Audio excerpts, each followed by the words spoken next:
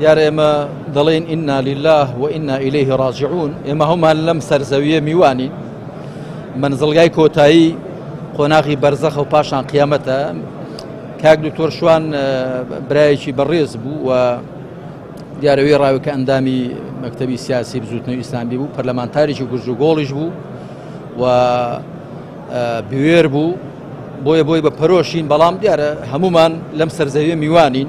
گرنگەوە ئینسان ئەوەندی دەژیە وریای ژیانەکەی خۆی بێ بە شێوەیەک بژیە کە خوا لێ ڕازی بێ و ئەوەی کە بە حەقی دەزانێت هەوڵدا بیچەسپێنێ، ئەوەی بە ناحەقی دەزانێت هەوڵدا لای بەرێ. وەکو خوای پەروەردگار دەفەرمێت كنتم خير أمة أخرجت للناس تأمرون بالمعروف وتنهون عن المنكر. إن شاء الله كاشوانش بتوي شوي باشا وبدستي بروا وسفري قيامتي كردوا خوالي خوش بيو جيجي بهج بيو خوای پەروەردگار سێبوری و ئارامی بەسەر دڵ و دەرونی ماڵ و منداڵی و خزم و کەسی هەموو لایەکدا بڕێژێ.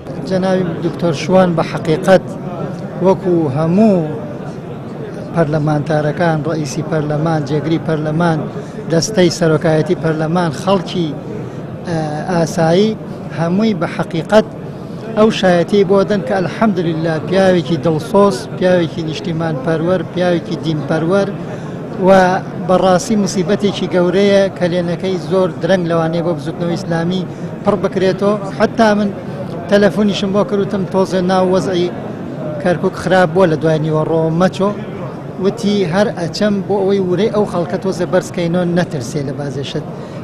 ئاخر ژیانیشی ئاوا بوو کە لە خزمەتی خەڵک و لە خزمەتی ورە بەرزکردنەوەی خەڵک بە حەقیقەت ئینشاء الله خوای گەورە و میهرەبان بە فردەوسی عەلا شادی